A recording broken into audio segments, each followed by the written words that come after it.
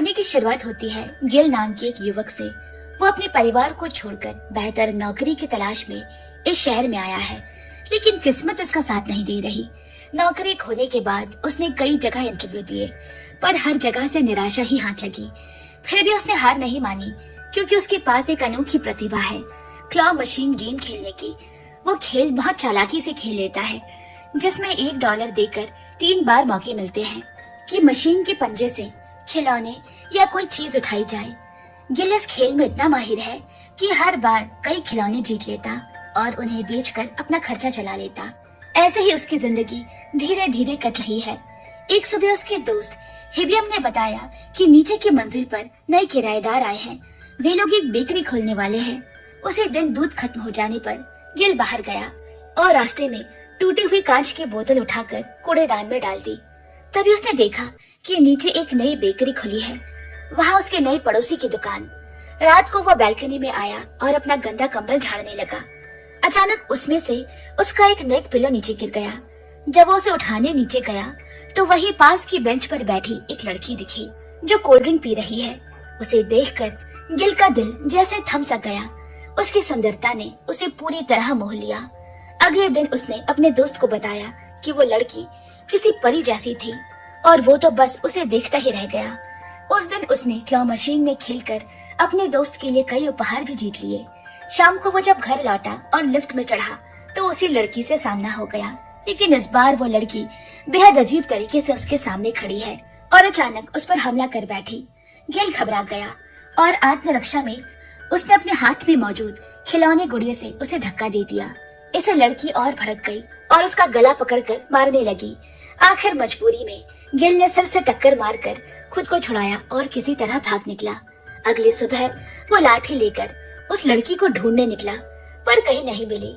जब वो बाहर आया तो देखा कि वही नई बेकरी अब खुल चुकी है। वो पास जाकर बेकरी को देख ही रहा था कि वहाँ की मैनेजर आरा उसके पास आई। गिल थोड़ा घबरा गया और बोला कि वो तो बस ब्रेड खरीदने आया है। आरा ने मुस्कुराते हुए पूछा, क्या आपका घर यही है? गिल ने जवाब दिया, हाँ, मैं इस बिल्डिंग की ऊपरी मंजिल पर रहता हूँ। ये सुनकर आरा ने अपनी बॉस सियोजी को बुलाया और बताया कि ये लड़का हमारी बिल्डिंग में ही रहता है। गिल ने जैसे ही सियोजी को देखा उसके चेहरे का रंग उड़ गया, क्योंकि वो वही लड़की है जिसने पिछली रात उस पर हमला किया था। डर के मारे वो तुरंत चेहरा छिपाकर वहाँ से निकल गया, लेकिन सियोजी ने पीछे से उसे आवाज दी। ये सुनकर वो और भी डर गया और तेजी से भागने लगा। सियोजी ने उसका पीछा किया और आखिरकार उसे पकड़ लिया। गिल सोच रहा है कि वो उससे पिछली रात की बात के लिए माफी मांगेगी, पर सियोजी ने उस बात का जिक्र तक नहीं किया। मुस्कुराते हुए उसने कहा, आप हमारे नए पड़ोसी और ग्राहक हैं, इसीलिए मैं आपको ये छोटा सा उपहार देना चाहती थी। गिल हैरान रह गया। वो पूरे दिन यही सोचता रहा कि जिस लड़की को उसने सर से टक्कर मार दी थी वही अब इतनी शांति से उसे बातें कर रही है। उसके मन में डर और जिज्ञासा दोनों बढ़ते जा रहे हैं। आखिर वो रहस्यमय लड़की कौन है? गिल के मन में सवाल उठा, क्या उस लड़की को याददाश्त की कोई बीमारी है जिसे वो पिछली रात की बात भूल गई? घड़ी में रात के 2 बज रहे हैं। सियोजी ने देखा, घुप अंधेरे में एक लड़की बैठी हुई है जो उसे घूर रही है। इस डरावने दृश्य से उसकी नींद खुल गई। उधर गिल ने अपनी खिड़की से नीचे देखा तो बिल्डिंग के नीचे एक लड़की को अजीब तरह से खड़े देखा। उसे कुछ समझ नहीं आया कि वो यहाँ इस तरह क्यों खड़ी है। जिज्ञासावश वो फ्रिज से दूध निकालकर पी गया और खाली पैकेट लेकर बड़बड़ाने लगा, इतनी रात को फिर से दूध लाना पड़ेगा। जब वो बाहर निकला तो वो लड़की वहाँ नहीं थी। अब वो पास की गली में दिखाई दी। मुस्कुराते हुए वो सड़क के बीचों बीच आ गई, मानो जानबूझकर किसी हादसे को बुला रही हो। तभी एक आदमी दौड़कर आया और उसे बचा लिया, पर ऐसा लगा मानो वो खुद एक्सीडेंट करवाना चाहती हो। शोर शराबा सुनकर गिल भी वहाँ पहुँच गया। उसने उस आदमी को अपराधी समझकर उस पर हमला करने की कोशिश की, लेकिन तभी वो आदमी फोटो निकाल कर बोला, रुको, मेरा नाम सांगसू है और ये मेरी बेटी सियोंजी है। अब तुम बताओ, तुम मेरी बेटी का पीछा क्यों कर रहे थे? गिल ने घबरा कर जवाब दिया, कल रात आपकी बेटी लिफ्ट में बहुत अजीब बर्ताव कर रही थी और आज भी मैंने उसे बालकनी से नीचे अजीब तरह से खड़े देखा। ये सुनते ही सियोंजी चिल्लाकर बोली, तू तो वही आदमी है जिसने मेरा सर फोड़ दिया था। ये सुनकर सांगसू ने अपनी बेटी को रोका और गुस्से में उससे बोला, तुम हमसे दूर रहो और इस बारे में किसी से कुछ मत कहना। मगर सियोंजी गुस्से में उसे लड़ने के लिए छटपटा रही है। डर के मारे गिल वहाँ से भाग गया। कुछ देर बाद सियोंजी फिर से अपने कमरे में सो गई। सांगसू ने अपने कर्मचारी आरा से पूछा, वो इतनी रात को अकेले बाहर कैसे निकल गई? तुम कहाँ थी? आरा बोली, मैं उसे रोक नहीं पाई सर, वो मुझे छोड़कर अकेले ही चली गई थी। अगले दिन सुबह जब गिल लिफ्ट में चढ़ा तो फिर से सियोंजी से सामना हो गया। उसे देखते ही गिल डर के मारे माफी मांगने लगा, लेकिन सियोंजी को पिछली रात की कोई बात याद ही नहीं थी। वो समझ ही नहीं पाई कि ये लड़का आखिर किस बात की माफी मांग रहा है। उस रात सियोंजी अपने पिता के साथ बाहर गई। दूर से गिल उनका पीछा कर रहा है। घड़ी में फिर से रात के 2 बज चुके हैं। उसने देखा कि सियोंजी पार्क में पहुंची और कुछ देर वहीं बैठी रही। फिर अपना पसंदीदा केक खाने सुपरमार्केट चली गई। गिल ने ध्यान दिया कि वो पानी की बोतल तक खुद नहीं पकड़ रही। उसके पिता ही हाथों में बोतल पकड़ते उसे पानी पिलाते। सांगसू थके हुए लहजे में बोला, तेरे कारण हर कुछ दिन में हमें घर बदलना पड़ता है। इस बार सोचा था किराए पर रहेंगे, लेकिन तूने मुझे यहाँ फ्लैट खरीदने को मजबूर कर दिया। सियोंजी ने मुस्कुराते हुए कहा, बहुत जल्द इस जगह की कीमत दुगनी हो जाएगी, तब फ्लैट बेचकर हम खूब मुनाफा कमाएंगे। इतना कहकर वो अजीब हरकतें करने लगी और फिर अचानक वहीं खड़े खड़े सो गई। सांगसू ने थक कर उसे अपनी पीठ पर उठा लिया और घर लौटने लगा। तभी उसके रीढ़ की हड्डी में तेज दर्द उठा और वो लगभग गिर पड़ा। उसी समय गिल दौड़कर आया और सियोंजी को संभाल लिया। थोड़ी देर बाद सांगसू को अस्पताल ले जाया गया। डॉक्टर ने उसके रीढ़ की जांच की, जबकि सियोंजी अब भी बेखबर गिल की पीठ पर सोई हुई है। आरा ने गिल से पूछा, तुम कहाँ काम करते हो? गिल ने कहा, फिलहाल कहीं नहीं, मैं नौकरी की तलाश में हूँ। फिर वो अस्पताल पहुँचा सांगसू से मिलने के लिए। सांगसू ने उसे देखते ही कहा, जो जो चीजें लाने को कहा था निकालो। गिल को लगा इस पिता और बेटे के बीच कुछ तो ऐसा है जो वो समझ नहीं पा रहा, कोई रहस्य जो धीरे धीरे उसके सामने खुलने वाला है। अब हम देखते हैं कि अस्पताल में सांगसू उसका बायोडाटा ध्यान से पढ़ रहा है। गिल का रिज्यूमे बहुत बुरा है, स्कूल और कॉलेज के रिजल्ट भी ठीक ठाक है और कुछ नौकरियों से उसकी खराब परफॉर्मेंस की वजह से निकाल दिया गया और इसीलिए फिलहाल वो बेरोजगार है। ये सब देखकर सांगसू ने गहरी सांस ली और कहा, अगर तुम चाहो तो मैं तुम्हें एक नौकरी दे सकता हूँ। दिन में मेरी बेकरी में काम करोगे और रात के 2 बजे से सुबह 5 बजे तक मेरी बेटी सियोंजी के साथ बाहर घूमोगे। गिल चौंक गया, इतनी रात को बाहर क्यों? सांगसू ने गंभीर स्वर में कहा, क्योंकि मेरी बेटी कोई साधारण लड़की नहीं है, उसके साथ एक आत्मा रहती है। हर रात जब वो सो जाती है, वो आत्मा उसके शरीर में आ जाती है। यह आत्मा उसके जन्म से ही उसके अंदर है। हमारे परिवार पर उसके पूर्वजों के समय से एक श्राप लगा हुआ है। वो आत्मा चांदनी रातों में भटकना पसंद करती है, इसीलिए हर रात सियोंजी को बाहर घुमाना पड़ता है। लेकिन मेरी बेटी को इन सब बातों की कोई खबर नहीं है। उसे याद भी नहीं रहता कि रात में क्या होता है। कई बार झाड़ फूक कराई पर कोई फायदा नहीं हुआ। इसीलिए अब मैं चाहता हूँ कि तुम रात में उसके साथ रहो, उसे सुरक्षित रखो। गिल ये सुनकर डर से कांप उठा। उसे लगा जैसे वो किसी डरावनी कहानी में फंस गया हो। वो वहाँ से भागने ही वाला था, पर अपनी बेरोजगारी और सांगसू के निवेदन को देखते हुए उसने आखिरकार ये नौकरी स्वीकार कर ली। उस रात जब सियोंजी के शरीर में आत्मा आई तो वह गिल पर झपट पड़ी। उसकी आंखों में एक अनजान गुस्सा है। वो बोली, इसका सर मैं अभी फोड़ दूंगी। तभी आरा बीच में आई और किसी तरह उसे शांत किया। थोड़ी देर बाद वे दोनों पार्क में घूमने निकले। आत्मा मुस्कुराई और बोली, मैं कोई मामूली भूत नहीं हूँ, मैं एक उच्च स्तर की खतरनाक आत्मा हूँ। मेरे सर पर 2 बड़े सींग हैं और 2 पंख भी, पर तुम्हारा जैसा सामान्य इंसान उन्हें देख नहीं सकता। अगले दिन गिल अस्पताल पहुंचा और सांगसू से कहा, मैं ये खतरनाक नौकरी नहीं कर सकता, वो आत्मा मुझसे नफरत करती है। सांगसू ने विनम्रता से कहा, बस कुछ दिन की बात है, मैं जल्दी ही ठीक हो जाऊंगा, तब तक मेरी बेटी की देखभाल कर दो। बेबस गिल फिर से मान गया। अगले दिन उसने पहली बार बेकरी में काम शुरू किया। आरा ने सियोंजी से कहा, तुम्हारे पिता ने गिल को यहाँ काम पर रखा है। फिर उसने गिल को एक तरफ ले जाकर कहा, रात की बातों की उसे कोई याद नहीं रहती। उस वक्त उसके शरीर पर आत्मा का कब्जा होता है, लेकिन डरना मत, वो तुम्हें नुकसान नहीं पहुंचाएगी। रात को वो आत्मा फिर आई, लेकिन इस बार उसने गिल के साथ अजीब खेल खेलना शुरू किया, जैसे कोई इंसान दिल जीतने की कोशिश कर रहा हो। भोलेपन से उसने गिल को प्रपोज भी कर दिया। गिल को तभी याद आया कि सांगसू ने चेतावनी दी थी, अगर तुम उसकी भावनाओं में उलझ गए तो वो आत्मा और शक्तिशाली हो जाएगी और सियोंजी के शरीर पर लंबे समय तक कब्जा कर लेगी। ये सोचकर गिल ने जोर से कहा, नहीं, मैं इस जाल में नहीं फंसूंगा। भूत ने तिरछी मुस्कान दी और बोली, मुझे याद है, मेरा पसंदीदा cake, hot and mint chocolate वाला। अगर सुपर शॉप में वो केक नहीं मिला तो बुरा होगा। वो सुपरमार्केट के लड़के को धमकाते हुए बोली, मेरे लिए उन केकों का स्टॉक तैयार करो, वरना मैं तेरा हाल बुरा कर दूंगी। संजोग से उसी समय एक दूसरी लड़की भी वही केक लेने आई, लेकिन आत्मा ने सारे केक खरीद लिए। जब उस लड़की को केक नहीं मिला तो वो उदास होकर रोने लगी। दूर खड़ा गिल देखता रहा। आत्मा उसे चढ़ाने के लिए सामने ही खड़े होकर वही केक खाने लगी। फिर जानबूझकर एक टुकड़ा नीचे गिराकर दूसरी निकालती और लड़की को देखती लड़की रोते हुए वहां से भाग गई। गिल ने झुंझलाते हुए कहा, सच्चे भूत कभी ऐसे बचकाने काम नहीं करते। ये सुनकर आत्मा तिलमिलाकर बोली, अगर तूने मुझे गुस्सा दिलाया तो उस लड़की को बहुत कष्ट दूंगी। वो टेबल उलटने लगी और आसपास की चीजें फेंकने लगी। फिर उसने एक कीड़ा उठाया और मुंह में डालने को ही थी कि गिल ने उसे पकड़ लिया। उसने शांत स्वर में कहा, मैं मानता हूँ कि तुम सच्ची आत्मा हो, लेकिन कृपया सियोंजी को तकलीफ मत दो, वो मासूम है। अगले दिन दुकान में सियोंजी सामान्य है। वो गिल को काम सिखा रही है और गिल चुपचाप उसे देखता रहा, ये सोचते हुए कि क्या वाकई पिछली रात का वो सब कुछ सच था या बस कोई नाटक। सियोंजी मुस्कुराकर बोली, मुझसे डरने की जरूरत नहीं। जैसे तुम आरा से खुलकर बात करते हो वैसे ही मुझसे भी किया करो। ये कहकर वो कॉलेज चली गई। शाम ढली, घड़ी ने ठीक 2 बजाए और सियोंजी या कहे उसके भीतर की आत्मा फिर तैयार हो गई। गिल बैग में पानी और जरूरी सामान लेकर उसके साथ बाहर निकला। जब वे पार्क पहुंचे तो आत्मा मुस्कुराकर बोली, अब और जोर से धक्का दो। गिल ने इतनी जोर से धक्का दिया कि वो उछलकर जमीन पर औंधे मुंह जा गिरी। इसके बाद वो गुस्से में उसके पीछे दौड़ी उसे मारने के लिए।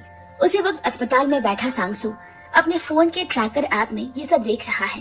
ऐप पर दिखा रहा है कि उसकी बेटी सियोंजी गिल का पीछा कर रही है।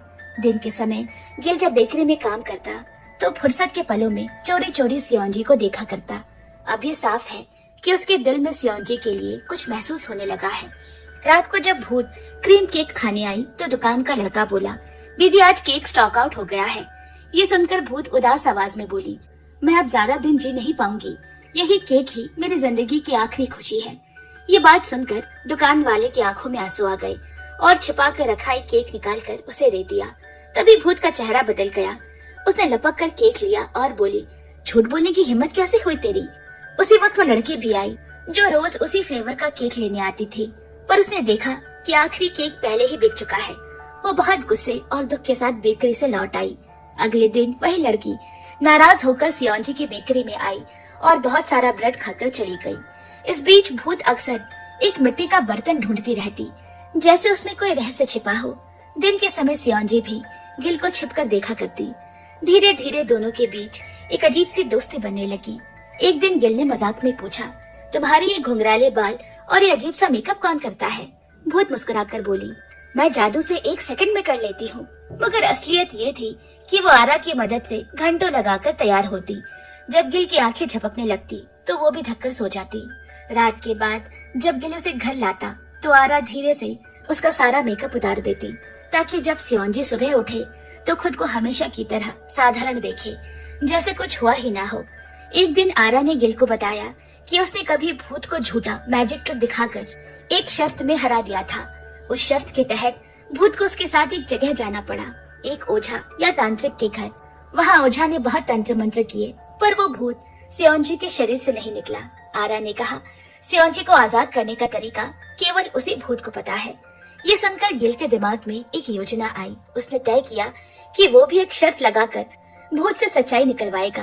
रात में वो उसे एक क्लॉ मशीन के पास ले गया और बोला, तुम कोई भी एक गुड़िया चुनो, मैं 3 कोशिशों में उसे निकाल लाऊंगा। भूत बोली, अगर नहीं निकाल पाए तो मैं सियोंजी के शरीर में 3 घंटे की बजाय 6 घंटे तक रहूंगी।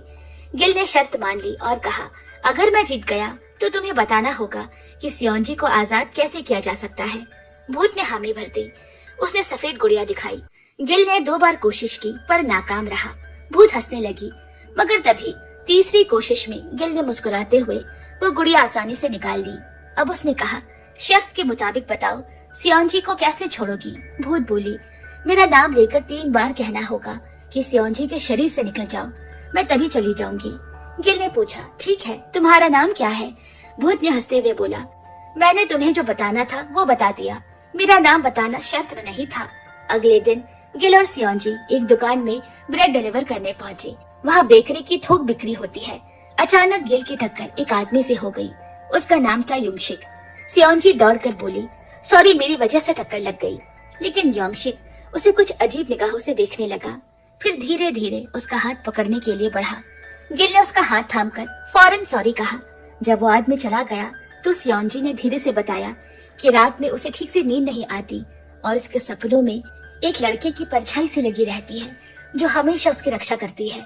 ये सुनकर गिल के चेहरे पर थोड़ी खुशी छा गई। उसे अच्छा लगा कि सियोंजी रात में उसके साथ सुरक्षित महसूस करती है। उस रात वे दोनों नदी किनारे बैठे थे कि अचानक पुलिस की भीड़ और सायरन की आवाज गूंज उठी। एक आदमी पुल के ऊपर खड़ा है और चिल्ला रहा है कि अब सब खत्म हो गया, वो नीचे कूदकर अपनी जान खत्म कर देगा। पुलिस उसे मनाने की भरपूर कोशिश कर रही है पर वो सुनने को तैयार ही नहीं। तभी उस आदमी ने देखा कि एक लड़की यानी वही सियोंजी अपना हाथ हिलाकर कुछ बोल रही है। ऐसा लगा वो उसे कूदने से रोक रही है। ये देखकर वो आदमी भावुक हो उठा और रो दिया। पर ध्यान से देखा तो वो सुन पाया कि भूत कह रही है, इतना नाटक मत करो, सीधे कूद जाओ, कोई दर्द नहीं मिलेगा। मुझे देखो मैं कैसे कूदती हूँ। और वो फुल स्पीड से दौड़कर नदी में कूद पड़ी और उसको बचाने के लिए गिल को भी पीछे पीछे कूदना पड़ा पर उसे तैरना नहीं आता।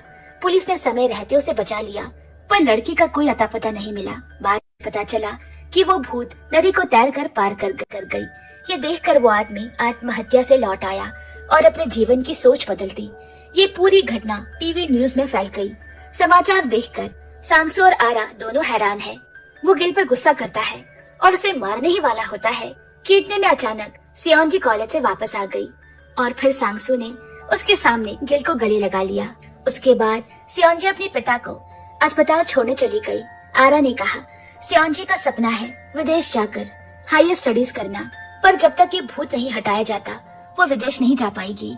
उसी रात जब गिल भूत का बाहर घूमने जाने के लिए इंतजार कर रहा था, सियोंजी बाहर निकलकर उसे देखकर डर गई और बोली, इतनी रात यहाँ क्या कर रहे हो? गिल भी चौंक गया कि क्या जवाब दे, क्योंकि उस रात भूत उसके साथ नहीं आई थी। सियोंजी ने बताया कि आज उसकी माँ की बरसी है। जब वो 8 साल की थी तभी माँ उसे छोड़कर चली गई, इसीलिए उसे आज नींद नहीं आ रही। तभी अचानक एक कार तेजी से आई और गिल ने झपटकर सियोंजी को किनारे पर कर दिया। उसका यह व्यवहार देखकर सियोंजी को बहुत अच्छा लगा। उसके बाद वे दोनों साथ में मूवी देखने गए। फिल्म बहुत रोमांटिक थी और सियोंजी ने गिल का हाथ थाम लिया। कुछ देर बाद जब हिम्मत जुटाकर गिल ने उसका हाथ पकड़ा और आंखों में देखा तो सियोंजी अजीब तरह से मुस्कुराई। ये देखकर एहसास हुआ कि भूत लौट आई है। भूत भड़क कर बोली, इतनी भद्दी शक्ल लेकर किस हिम्मत से हाथ पकड़ने आए, और गुस्से में उठकर चली गई। जाने से पहले वो एक कपल को खास तौर पर परेशान करके बोली, पाँव उठाकर बैठने की हिम्मत किसने दी? नीचे करो वरना पाँव तोड़ दूंगी। इतना कहकर उसने मुट्ठी भर पॉपकॉर्न उठाया और खाते हुए वहाँ से बाहर निकल गई। गिल ने कहा, तुम्हारे कारण सियोंजी का परिवार उसे विदेश भेजकर हायर स्टडीज नहीं करा पा रहा। तुम्हारा असली नाम बताओ, मैं उसे लेकर तुम्हें बुलाऊंगा और तुम्हें मुक्त कर दूंगा। भूत गुस्से में बोली, पहले मुझे दिल से खुश करके दिखाओ, फिर मैं सोचूंगी कि तुम्हें नाम बताऊं या नहीं। अभी तो मुझे ट्रैम्पोलिन पर ले चलो, बहुत दिनों से खेलने की इच्छा है। अगर मेरी बात मानोगे तो मैं धीरे धीरे सियोंजी के शरीर में कम समय के लिए रहूंगी और एक दिन पूरी तरह से चली जाऊंगी। फिर उसने एक समंदर किनारे की तस्वीर दिखाकर कहा, पहले मुझे यहाँ ले चलो। गिल ने जवाब दिया, वहाँ तो हमें दिन में जाना होगा, लेकिन तुम तो आधी रात को आती हो। भूत हंसकर बोली, सियोंजी को ले जाना, मैं उसके अंदर से सब कुछ देख सकती हूँ। अगले दिन गिल सच में सियोंजी को लेकर समंदर किनारे पहुँच गया। सियोंजी बोली, आरा को ठंडी लगी है इसीलिए नहीं आ पाई। तभी गिल ने देखा कि उसकी आंखों से आंसू बह रहे हैं। जब उसने पूछा क्यों, तो सियोंजी खुद बोली, मुझे नहीं पता पर मेरा मन भर आया। गिल समझ गया ये खुशी के आंसू है, क्योंकि भूत अपने पसंदीदा जगह पर आई है। उन्होंने साथ में बहुत सी तस्वीरें खींची, बातें की और हंसी मजाक करते हुए एक प्यारा सा दिन बिताया। रात में गिल ने देखा कि भूत किसी पेड़ में पानी डाल रही है, फिर मिट्टी का एक बर्तन ढूंढने लगी। गिल ने कहा, तुम्हारे कहने पर सियोंजी को लेकर समंदर पर गया था, तुमने भी मजाक किया, अब मुझे थोड़ी राहत दो। ये सुनते ही भूत गुस्से में भर गई। बर्तन फोड़कर बोली, मैंने पहले ही कहा था, दिल से मेरी हर इच्छा पूरी करोगे तभी मैं जाऊंगी, वरना सियोंजी को नुकसान पहुंचाऊंगी। ये कहकर उसने घास खानी शुरू कर दी और फिर सड़क के बीच दौड़ने लगी। गिल उसे रोकने दौड़ा और वह एक हादसे से बाल बाल बच गया। कुछ दूरी पर जाकर भूत के पैर अचानक किसी चीज में अटक गए। वो आगे बढ़ नहीं पा रही थी। ऊपर देखा तो पाया कि वहाँ कोई मंत्र वाली रस्सी टंगी है। गिल दौड़कर पहुंचा। उसके मुंह से मिट्टी पोंछते हुए बोला, ऐसी उल्टी सीधे चीजें खाओगी तो बीमार पड़ जाओगी। वादा करता हूँ मैं दिल से तुम्हारी सारी इच्छाएं पूरी करूंगा, लेकिन तुम्हें भी अपना वादा निभाना होगा। अगले दिन गिल उसे ट्रैम्पोलिन पार्क ले गया। भूत इतनी खुश हुई कि बच्चों जैसी हंसी में उछलने लगी। अचानक उसके सामने पुराने दृश्य आने लगे। बचपन में जब सियोंजी अपने माँ बाप के साथ ट्रैम्पोलिन पर खेलती थी, फिर दोनों ने साथ में बास्केटबॉल और फुटबॉल खेला, खूब मस्ती की। उसके बाद गिल उसे एक फूलों के पार्क में लेकर आया। गिल ने मुस्कुराकर कहा, तुम्हें फूल बहुत पसंद है ना? भूत बोली, मैं एक डरावनी भूत हूँ, मुझे ऐसी मूर्खतापूर्ण चीजें पसंद नहीं। लेकिन उसके कपड़ों पर फूलों वाला डिजाइन है और वो अनजाने में ही फूलों को प्यार से छू रही है। गिल बोला, जरा मुस्कुराओ, मैं तुम्हारी एक फोटो लूंगा। भूत बोली, डरावने भूत कभी हंसते नहीं। गिल ने चालाकी से कहा, लेकिन मैंने सुना है कि ऊंचे दर्जे की आत्माएं यानी हायर रैंकिंग के भूत वे हंस सकते हैं और कैमरे के लिए पोज भी देते हैं। ये सुनकर भूत मुस्कुराई और सुंदर पोज देते हुए तस्वीरें खिंचवाई। वे पूरे पार्क में घूमे और इतनी तस्वीरें ली कि गिल थक गया। गिल ने कहा, देखो तुम्हारी तस्वीरें कितनी सुंदर आई है। भूत तस्वीरें देखकर बोली, लेकिन मैं तो ये हूँ ही नहीं, मेरे 2 सींग हैं और 2 पंख जो इंसान की आंखों से नहीं दिखते। फिर उसने खुद की एक तस्वीर बनाई। गिल मुस्कुराकर बोला, देखकर लगता है तुम बहुत सुंदर और मशहूर आत्मा हो। बताओ तो तुम्हारे दोस्त तुम्हें किस नाम से बुलाते हैं? भूत उसकी चाल समझ गई और धोखा देने के लिए एक झूठा नाम बोला। गिल ने वही नाम लेकर पुकारा, इस नाम की आत्मा सियोंजी के शरीर से निकल जाओ। भूत ठहाका मारकर बोली, मैं जानती थी, इसीलिए झूठा नाम बताया। और इस तरह गिल की कोशिश फिर असफल रही, लेकिन अब वो पहले से ज्यादा दृढ़ है कि किसी भी हाल में उस रहस्यमय भूत का असली नाम जानकर सियोंजी को मुक्त कराना होगा। अगले ही दिन गिल एक खुशखबरी सुनाता है। वो कहता है कि उसने भूत की इच्छा पूरी कर दी है। उसने भूत को ट्रैम्पोलिन पर खेलने का मौका दिया और इसके बदले में अब भूत ने तय किया है कि वो सियोंजी के शरीर में 3 घंटे की बजाय सिर्फ 2.5 घंटे ही रहेगी। ये सुनकर आरा बहुत खुश हो जाती है और कहती है, आज मैं कुछ ऐसा करूंगी कि भूत और भी खुश हो जाए और आधा घंटा और कम कर दे। उसकी योजना है कि उस रात भूत को एक पार्टी में ले जाया जाए। पार्टी में गिल अपने दोस्त हिबियन के साथ मस्ती कर रहा है और उधर भूत सियोंजी के शरीर में एकदम उत्साहित है। उसने एक लड़की से पूछा, इतना सुंदर आईलाइनर कहाँ से खरीदा? इस बीच गिल देखता है कि एक आदमी उसका हाथ पकड़कर खींच रहा है। वो आदमी और कोई नहीं, योंगसिक है, वही जिसकी कुछ दिन पहले गिल से टक्कर हुई थी। योंगसिक ने गुस्से में पूछा, ये लड़की तुम्हारी कौन लगती है? गिल ने तुरंत जवाब दिया, वो मेरी गर्लफ्रेंड है। ये सुनते ही योंगसिक ने लड़की की ओर अजीब नजरों से देखा और चुपचाप चला गया।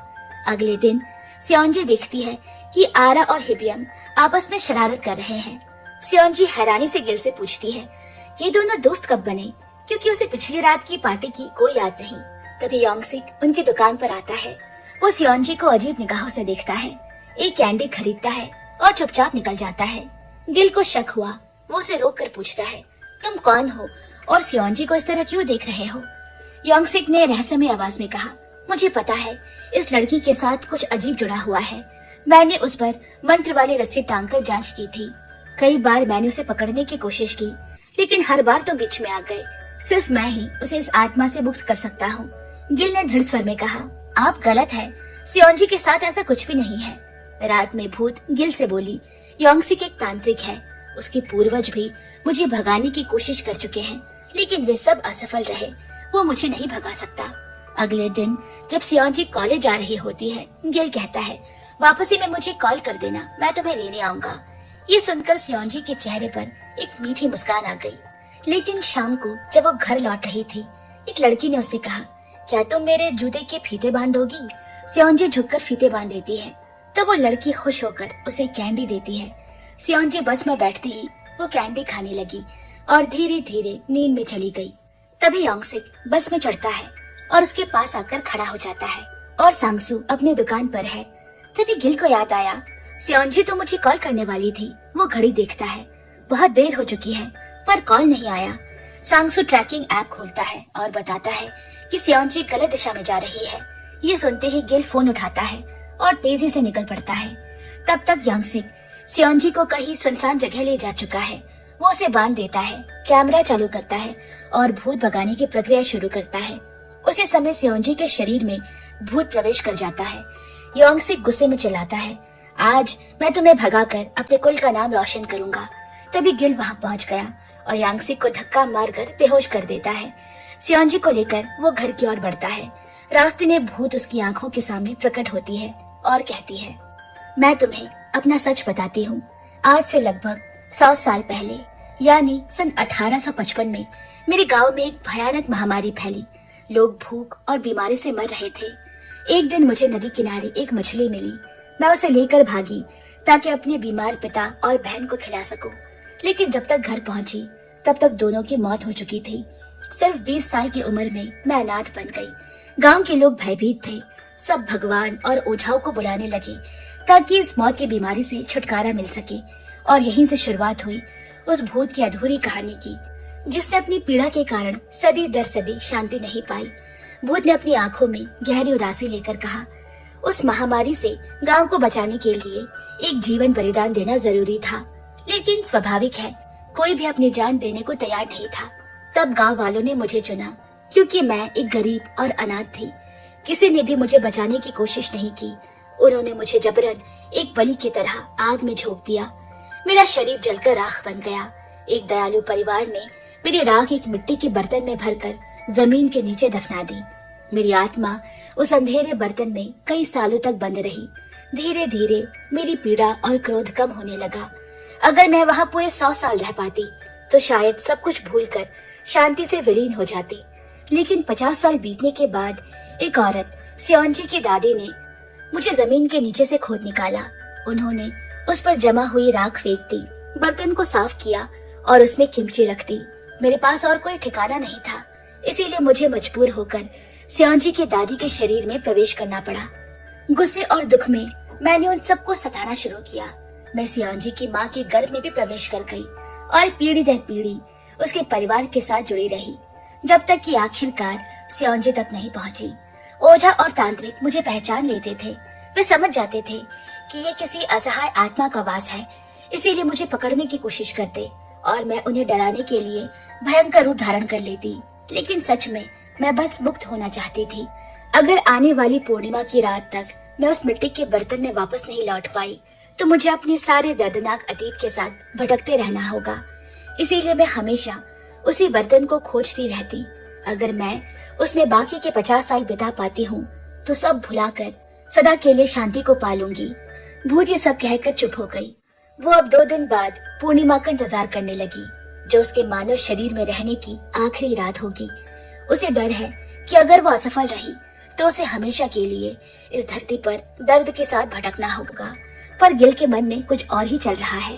उसने सांगसू से सियोंजी की दादी का पुराना घर का ठिकाना लिया और निकल पड़ा एक दूरस्थ गांव की ओर। घने जंगलों और सुनसान रास्तों को पार करते हुए वो एक पुराने जर्जर घर को ढूंढ निकालता है। दिन भर खोजने के बाद भी उसे वो मिट्टी का बर्तन नहीं मिला, लेकिन वो हार नहीं मानता। रात भर खोजते हुए वो थक कर बस आसमान की तरफ देखता है, पूर्णिमा के चांद की ओर। तभी अगली सुबह एक पंछी उसके पास के चट्टान पर बैठता है और जैसे इशारा कर रहा हो, गिल चट्टान हटाता है और वहाँ उसे वही मिट्टी का बर्तन मिल जाता है। वो खुशी से भर उठा और तेजी से शहर की ओर लौटने लगा, क्योंकि आज ही पूर्णिमा की रात है। उस रात भूत यानी मुनियांग सुंदर कपड़े पहने, बालों में फूल लगाकर निकलने की तैयारी करती है। वो आरा के सर पर हाथ फेरती है और अपनी पसंदीदा केक छोड़कर दूसरी उठा लेती है। दुकान की लड़की आश्चर्य से पूछती है, आपने आज दूसरा केक क्यों लिया? मुनियांग मुस्कुराती है। ये उसकी विदाई का संकेत है। सांगसो से देखता है और कहता है, तुम्हें पीठ में ढोते हुए मेरी उम्र निकल गई।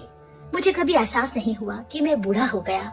मुनियांग सोचती है, इस इंसान को उसने हमेशा अपने पिता जैसे माना है। आज उसे छोड़कर जाना उसके लिए सबसे कठिन है। वो प्यार से कहती है, बहुत जल्द इस जगह की कीमत बढ़ जाएगी। आप ये दुकान बेचकर बहुत पैसे कमाएंगे। सियोंजी को फ्रांस पढ़ने भेजना और अपना सपना पूरा करना, दुनिया घूमने का। अब मैं जा रही हूँ। उसी वक्त गिल वहाँ पहुँचता है वो मोनियांग को उसका पसंदीदा फूलों के बगीचे में ले गया। फिर बैग से वही मिट्टी का बर्तन निकालता है। उसे देखकर मोनियांग की आंखों से आंसू गिरने लगे। वो पूछती है, तुमने मेरे लिए इतना क्यों किया? गिल मुस्कुराकर जवाब देता है, क्योंकि जब मुझे नींद आती थी तुम चुपचाप मेरा ध्यान रखती थी। तुम किसी भयानक आत्मा की तरह नहीं, बल्कि एक दयालु इंसान की तरह थी, जो अपने परिवार को बचाने की कोशिश में मारी गई।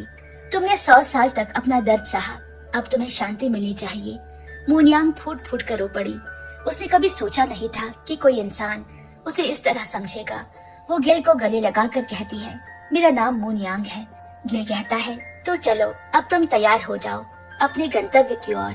मोनियांग दौड़कर उसे कसकर गले लगाती है और कृतज्ञता के आंसुओं के साथ उस मिट्टी के बर्तन में समा जाती है। उसके जाने के बाद सियांजी फ्रांस पढ़ने चली गई। गिल और सांगसू उसे एयरपोर्ट पर विदा करने आए। फिर आरा ने अपनी छोटी सी बेकरी खोली और सांगसू अपनी संपत्ति बेचकर दुनिया घूमने निकल पड़ा। गिल खुद एक नए काम में लग जाता है।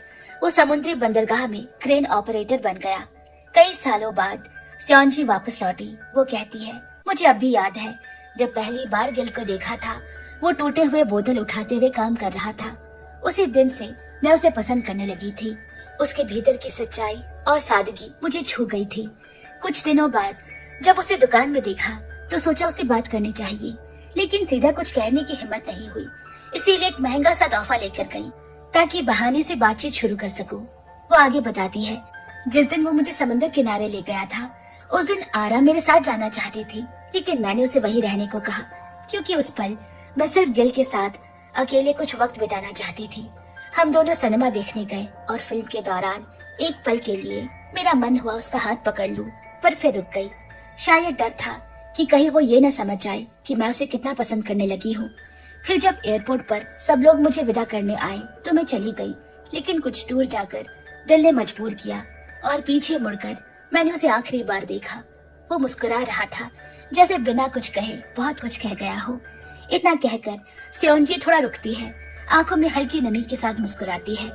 उधर हम देखते हैं कि गिल ने मोनियांग की हड्डियों वाली मिट्टी का घड़ा बहुत संभाल कर रखा है। और यहीं पर इस खूबसूरत सी कहानी का अंत होता है। तो दोस्तों, कहानी पसंद आई हो तो वीडियो को लाइक करें, शेयर करें, चैनल को सब्सक्राइब करना बिल्कुल ना भूलें। जल्द मिलते हैं।